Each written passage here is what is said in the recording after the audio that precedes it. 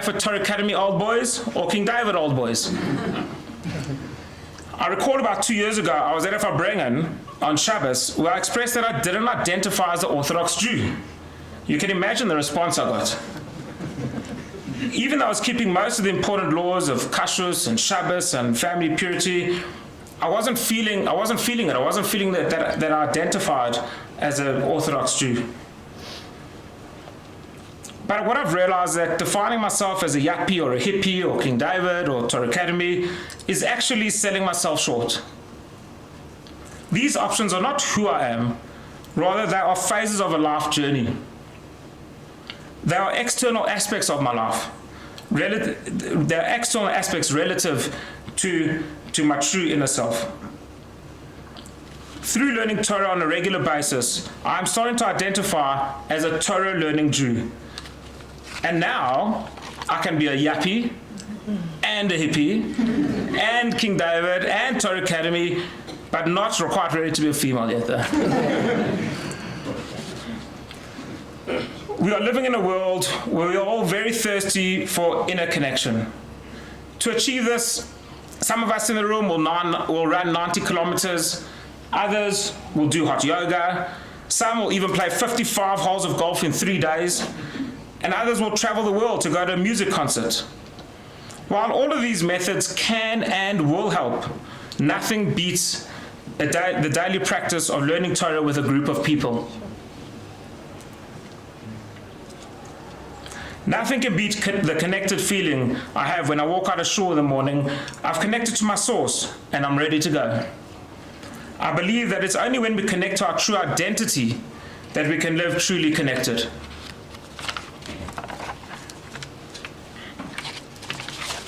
So, in closing, Rosh Hashanah is on its way, spring is in full swing, COVID is over, and tonight is a very, very special day in the Jewish calendar, where we celebrate the birth of two giants, the Baal Shem Tov and the first Lubavitcher Rebbe, Reb Shneor Zalman of Liadi, who both came to teach how learning both the revealed and hidden aspects of the Torah are essential to our identity and well-being.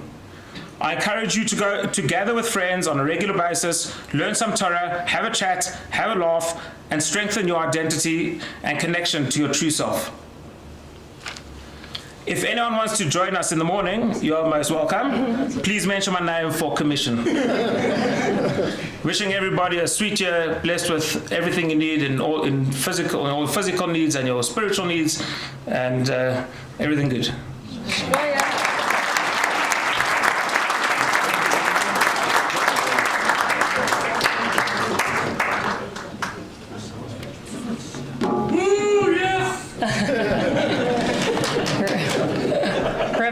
Got off a bit easier because he was supposed to introduce us one by one.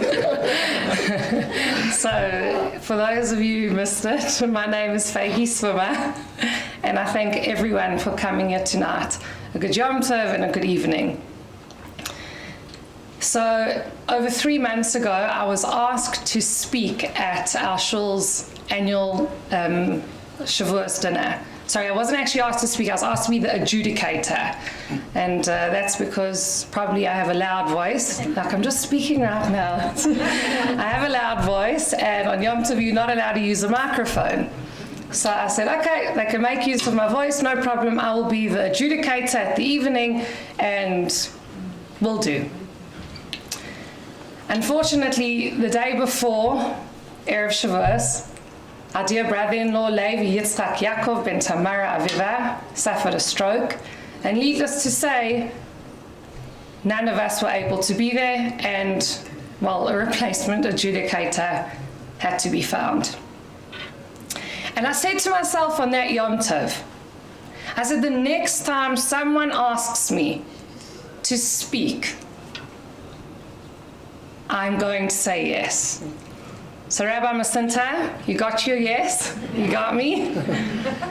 But on a serious note, it's an honor and it's a privilege to be in a position to say yes. And then not only to be able to say yes, to actually physically be able to get here and be here and do what you have to do. So thank you, Hashem, for my health and for allowing me to be able to share some words, hopefully of inspiration to everyone. So the headline says, which is, everywhere. It's on the bus, on live advertising, and then I get messages from this one and that one. I heard you speaking. I'm like, really? Okay, there we go. And the headline says, breaking barriers through prayers. And for me, what better tool than to use to break any barrier to get to Hashem is the Tehillim book, the power of prayer. And for me, the way I like to pray, yes, I will daven when I can, but I love the Tehillim book. The Tzemach Tzedek said, and I'll say it again, we all know this, or some of you may not, but it is so powerful, and I will repeat it again. The Tzemach Tzedek said, if one would know the power of the verses in Tehillim and their effect on her, one would recite them continuously. They transcend all barriers. So how blessed are we to have this tool, this Tehillim, that has proven time and time again that it does work. So I'd like to delve a little bit into this tool, this powerful tool, the Tehillim. And King David, he wrote the book of Psalms. He was known as the sweet singer of Israel. His lips never ceased from saying psalms. King David, we're told, had all of us in mind when he wrote the Tehillim, when he sat and he composed the psalms. His psalms contain stories of success, of sadness, of happy times, of sad times. He took everything that us Yidden could go through, and he made sure that there was a psalm that you could relate to when you are saying it. We know this when someone is ill, when someone wants to be blessed to have a child, or someone needs financial assistance. You can find a psalm that you can say really hard, and it's going to pull that effect of King David. So I like to refer to the Tehillim book as the personal siddur of every Jew. There's a general siddur we daven from. We no longer have the Beis Hamikdash to go and offer karbonos. We luckily have the siddur to do that. That is how we can connect. But with the Tehillim, it's personal. It's how you say it and how you feel it, and you can connect to Hashem like that. Now, prayers are not limited to text or time. You can say your prayers whenever you feel. And being a woman where we're not bound by time because, well, we are just a bit busier than men, we'll say that. And we're able to take it out whenever we can. We're so lucky. We have our phones now. You can download the Tehillim. For those of you who have not done that, you are doing that because it's just at your fingertips. When you're fetching your kids, when you're running early for a meeting, and you have that spare 30 seconds, you can take that Tehillim and you can daven. So, a very beautiful point about Tehillim is that no matter what level you are on, you can say Tehillim. You don't have to be in shul. You don't have to come dressed like, you ready to receive the Torah or whatever. It's wherever you are and whatever level you are on. The sages say that if you don't have a way to connect to Hashem, look to the Tehillim. Because the Tehillim is for everyone. So any way that you say that is acceptable. What is it about? It's about the way you go about saying it. So some people say, well, how fast do you say it? How slow do you say it? I don't know how to say it properly. I'm going to try. How you say it is you say it with kavanah. You say it with intent. And to illustrate this, I'm going to tell you of a famous story of the Tzemach Tzedek. the Tzemach Tzedek the third Chabad Rebbe, his wife was Rebbetzin Chaim Mushka. And it was well known that she was always saying Tehillim. Whenever she could, she would be reciting the Psalms. And her son, Reb Yehuda Leib, he once said to her in the kitchen, she was busy saying them as she was cooking and doing whatever, and he said to her, you know, I've noticed that every time you're saying these words, you're saying them with new mistakes, Ma. And she was caught, you know, quite off guard, but he was right, because she wasn't always saying them correctly.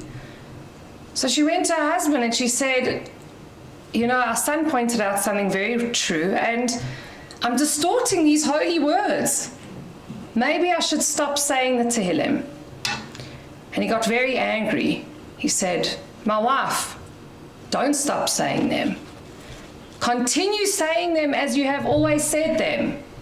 And he called the son into the room and he said, you need to apologize to your mother right now.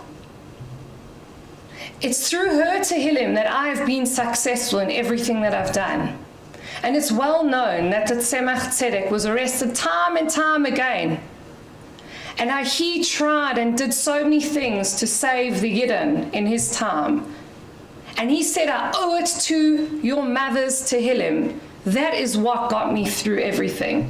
So yes, even with her mispronunciations and her mistakes, she said it with such chaya, she said it with such pure kavanah, such pure intent, that it scoured the heavens and it got through to Hashem.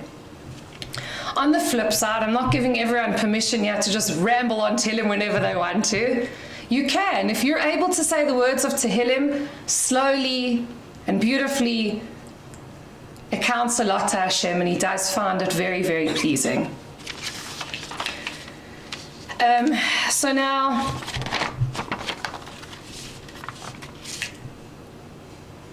we've seen so many miracles. We've been so lucky to witness the miracle of Levi through all our very hard Tehillim, the groups that were created, and for so many other people as well. And we know how powerful the Tehillim is. But there's a big question that many of us ask. We didn't see the Tehillim work. Why didn't that person live? We prayed so hard. Someone will say, well, I've never said Tehillim before in my life. And now I am, and what happened? What did they count for? And I'm going to tell you a little story that I feel really speaks volumes. There was a young boy who was dying of cancer. There was no hope.